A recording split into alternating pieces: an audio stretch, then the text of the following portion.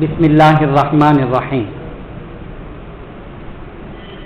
عن ابی ہریرہ رضی اللہ تعالی عنہ قال، حضرت ابو ہریرہ رضی اللہ تعالی عنہ سے روایت ہے، فرماتے ہیں قال رسول اللہ صلی اللہ علیہ وسلم، کہ رسول اللہ صلی اللہ علیہ وسلم نے ارشاد فرمایا، اذا سمع النداء احدکم والاناء فی یدہ فلا یضعہ حتی یقضی حاجتہ منہ، کہ جب بھی تم میں سے کوئی اذان کی آواز سنے درا حالے کہ برتن اس کے ہاتھ میں ہو تو وہ برتن کو نہ رکھے یہاں تک کہ اس برتن سے اپنی حاجت کو پوری کر لے۔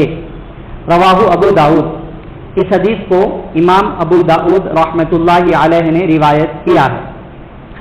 آج کے درس حدیث میں یہ ایک اہم حدیث پڑھی گئی ہے۔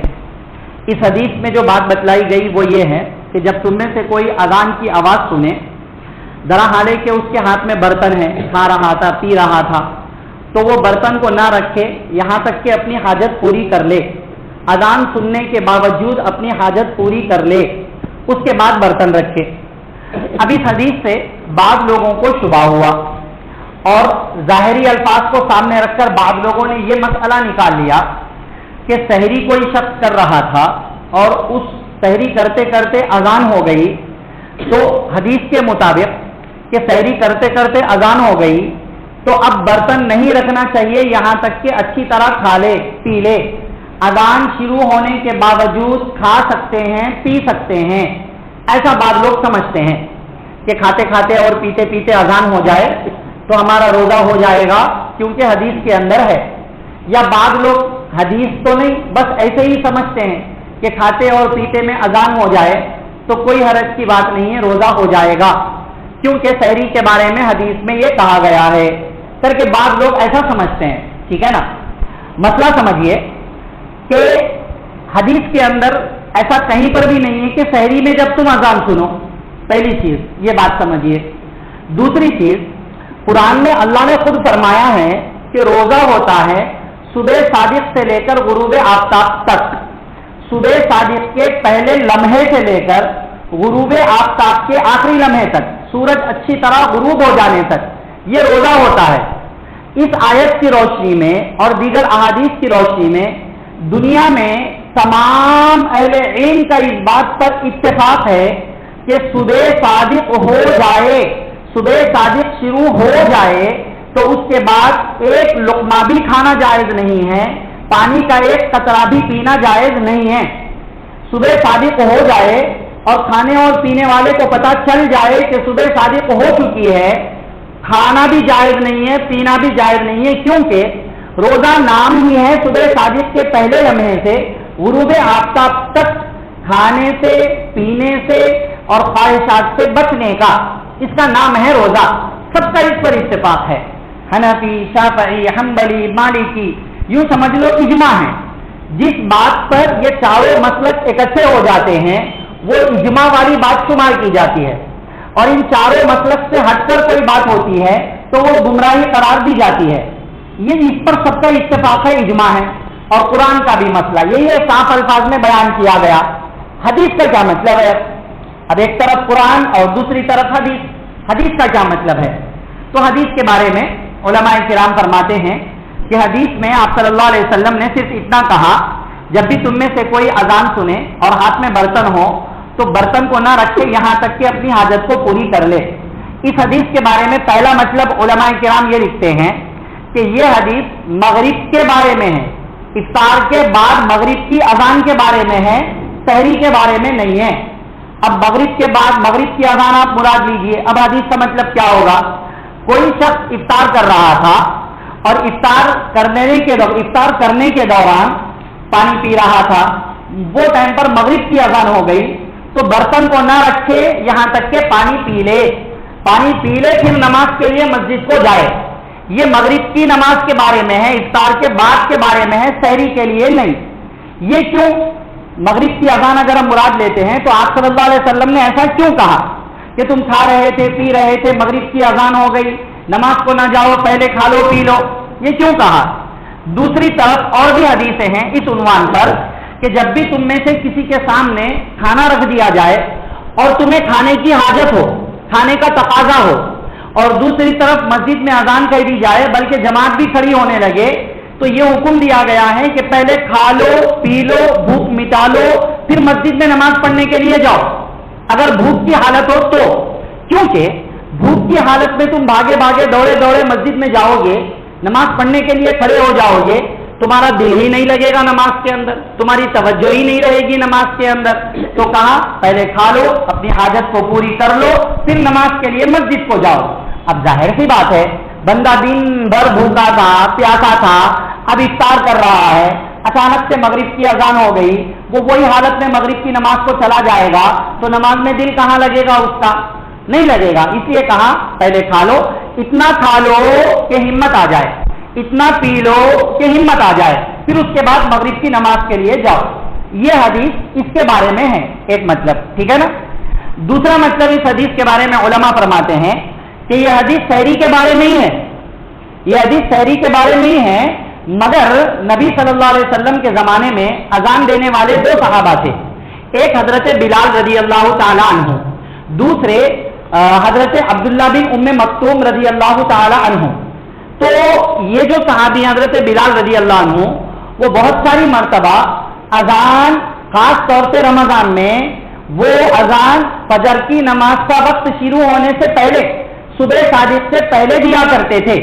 اور ان کی اذان کا مقصد یہ تھا کہ جو تہجد کی نماز پڑھ رہا ہے یا سحری کر رہا ہے وہ اب سمجھ جائے سحری کا وقت ختم ہونے والا ہے, اور جو سو رہا ہے وہ جاگ جائے, یہ سوچ کر کہ اب فجر کی نماز کا وقت شروع ہونے والا ہے. ان کی اذان کا مقصد وہ ہوا کرتا تھا.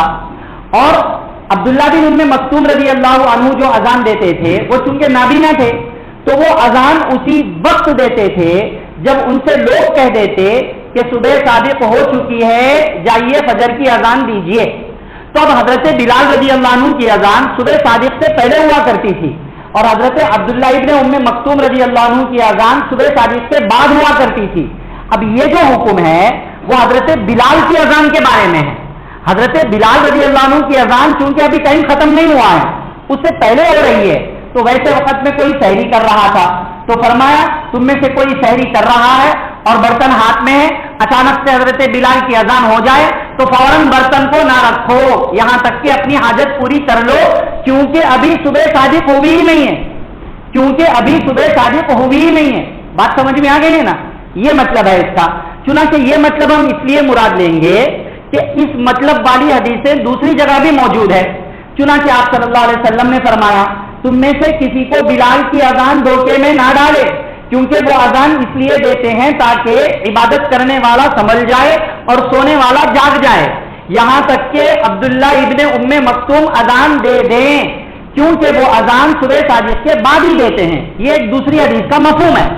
تو ان ساری چیزوں کو سامنے رکھ کر اگر ہم یہ حدیث سحری کے بارے میں مراد لیتے ہیں تو حضرت بلال کی اذان کے بارے میں ہے جو صبح صادق سے پہلے ہوا کرتی تھی. بات سمجھ میں آ گئی ہے نا؟ یہ دوسرا مطلب ہو گیا.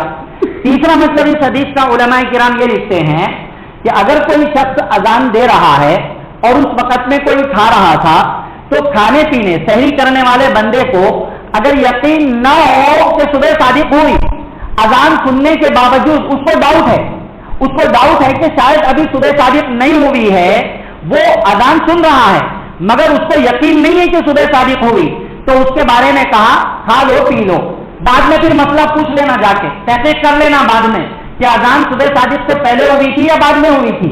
اگر پہلے ہوئی تھی تو روزے کو آگے بڑھاؤ, اور اگر بعد میں ہوئی تھی صبح صادق کے شروع ہونے کے بعد ہوئی تھی تو پھر بعد میں اس روزے کے قضا کر لو. یہ جو بعد والی دو باتیں ہیں بعد میں تحقیق کر لینا, اس کا ذکر اس کے اندر نہیں کیا گیا ہے, وہ بعد میں ایک بندے کی ذمہ داری بنے گی, ٹھیک ہے نا. ورنہ اگر کسی کو یقین ہو صبح صادق ہو چکی ہے, اس کے بعد اذان ہو رہی ہے, پھر بھی وہ کھا رہا ہے, پھر بھی وہ پی رہا ہے, اس کا روزہ شمار نہیں کیا جائے گا. بات سمجھ میں آ گئی ہے نا؟ ایک آخری مطلب, چوتھا مطلب اس کا علماء یہ بیان فرماتے ہیں کہ آپ صلی اللہ علیہ وسلم نے یہ جو کہا کہ اذان ہو رہی ہے, صبح صادق کی اذان ہو رہی ہے, پھر بھی تم برتن نہ رکھو, کھا لو پی لو. اگر ہم یہ مان لیں کہ یہ اذان صبح صادق کی ہے, پھر بھی آپ صلی اللہ علیہ وسلم فرما رہے ہیں کھا لو پی لو اور برتن کو نہ رکھو, یہ کیوں؟ امت پر شفقت کے لیے. یہ فرمایا کہ تم کھا رہے ہو پی رہے ہو, کھا لو پی لو, अजान हो रही है, फौरन हड़ाहड़ी में एकदम से मत छोड़ो, उसका क्या होगा नुकसान। हड़ाहड़ी में अचानक से बर्तन रख देने में, खा रहा था लोकमा, थूकने की चक्कर में हल्क में अटक गया, पानी पी रहा था, अजान सुनते ही कुल्ली करने की चक्कर में हल्क में अटक गया, ठसका लगा, जान जा सकती है। तो फरमाया खा लो पी लो, बाद में मसला मालूम करके रोजे की कज़ा कर लेना, क्योंकि सुबह सादिक हो चुकी थी। बात समझ में आ गई है ना। तो मसला जहन में रख लीजिए, अगर सुबह सादिक हो चुकी है, उसके बाद अजान हो रही है, उस अजान के बारे में यह हुक्म नहीं है, बल्कि सुबह सादिक का वक्त हो गया और अजान नहीं भी हुई तब भी खाने पीने की इजाजत नहीं है। मिसाल के तौर पर मान लीजिए सुबह सादिक का वक्त है 4:37 पर, मान लीजिए सुबह सादिक का वक्त 4:37 पर है, तो 4:38 तक भी नहीं खा सकता है, चाहे अजान हो या ना हो, क्योंकि 4:37 के बाद से रोजे का वक्त शुरू है। अगर कोई खा ले पी ले तो उसका रोजा शुरू नहीं होगा, उसको अपने उस रोजे की बाद में कज़ा करना जरूरी होगा। ये चंद बातें इस हदीस के बारे में उलमाए किराम ने समझाई है। तो मसला समझ में आ गया होगा कि अगर अव्वल तो ये मगरिब की अजान के बारे में है, अगर सहरी में मान भी ले तब भी हजरत बिलाल की अजान के बारे में है, अब्दुल्ला इब्ने उम्मे मक्तूम की अजान के बारे में नहीं। अगर ये भी मान ले कि ये सहरी की अजान के बारे में है, तो उस शख्स के लिए है जिसको सुबह सादिक का यकीन नहीं है, बाद में वो तहकीक कर ले, तहकीक करके अपने रोजे को बढ़ाने न बढ़ाने के सिलसिले में सोचे, या फिर ये उम्मत पर शक तक के लिए है। एक लास्ट मसला जो इससे मालूम होता है वो ये कि आप सल्लल्लाहु अलैहि वसल्लम के जमाने में सुबह सादिक फजर की अजान अलग होती थी, दूसरे सहाबी देते थे। हजरत बिलाल दूसरी अजान दे रहे अलग, सहरी का वक्त खत्म होने वाला है ये बताने के लिए। अजान से सहरी के वक्त के खत्म होने की इत्तला होती थी। अब हमारे जमाने में सहराना कैसे बजा रहे, अजान देना हमारे जमाने में भी बाद लोग ये सवाल करते कि भाई सुन्नत तरीका अजान देने का है, तो ये सहराना कैसे बजाते, बात समझ में आ रही है ना। अजान के बारे में आप सल्लल्लाहु अलैहि वसल्लम के जमाने में अजान देने का एहतमाम था, ठीक है, आज भी हम अजान देते हैं सहरन के बजाय, तब भी वो मकसद अदा हो जाएगा, कोई हरज की बात नहीं है, दे लीजिए। मगर वो अजान फजर की अजान नहीं शुमार की जाएगी, फिर फजर की अजान अलग से देनी पड़ेगी। अगर हम वो अजान भी देते हैं तो फजर की अजान भी अलग से देनी पड़ेगी, क्योंकि नमाजों की जो अजानें होती हैं वो नमाज का वक्त शुरू होने के बाद देना होता है। फजर की अजान अगर हम देते हैं सुबह सादिक के बाद देनी होती है। अगर हम सायरन की जगह पर अजान दे दें तो वो अजान और सायरन इत्तला देने के लिए है कि सहरी का वक्त खत्म हो रहा है, ओके चल जाएगा। मगर उस अजान पर भरोसा करके बाद में फजर की अजान न देकर उसी अजान से फजर की नमाज पढ़ लेंगे तो फजर की नमाज वाली अजान की सुन्नत छूट जाएगी, फजर की अजान अलग से देनी पड़ेगी, ठीक है ना। बाकी यह है कि हमें इत्तला करना है सहरी का वक्त खत्म होने वाला है, इस मकसद के लिए सायरन इस्तेमाल कर ले, अजान दे लें, या सायरन और अजान के अलावा कोई और जरिया लोगों के पास है उस जरिए के मुताबिक अपने इत्तला दे लें एक दूसरे को, कोई हरज की बात नहीं है, इसके अंदर तंगी नहीं है, इस्लाम के अंदर इसमें गुंजाइश है। मगर अजान पहले देकर उसी अजान से फजर की नमाज पढ़ना यह सही नहीं है। बात समझ में आ गई है ना। ये चंद बातें हैं, इसको ज़हन में रखें। बहरहाल अगर इफ्तार कर रहे थे, मगरिब की अजान हो गई और भूख लग रही है तो खाएं पिएं, उसके बाद नमाज के लिए जाएं। भूख नहीं लग रही थी, खा लिए पी लिए बकदरे जरूरत, तो फिर बर्तन रखकर नमाज के लिए चले जाएं, क्योंकि बहरहाल जमात से नमाज पढ़ने का सवाब अकेले नमाज पढ़ने से बहुत ज्यादा है, ठीक है। दुआ फरमाइए अल्लाह ताला मुझे आपको सबको अहादीस समझकर अमल की बातों पर अमल के वक्त में अमल करने की, बचने की बातों से बचने की, अकीदे की बातों पर अकीदा रखने की तौफीक नसीब फरमाए, आमीन। सुब्हानल्लाहि व बिहम्दिही, सुब्हानकल्लाहुम्मा व बिहम्दिका, व नशहदु अल्ला इलाहा इल्ला अंता नस्तगफिरुका व नतूबु इलैक।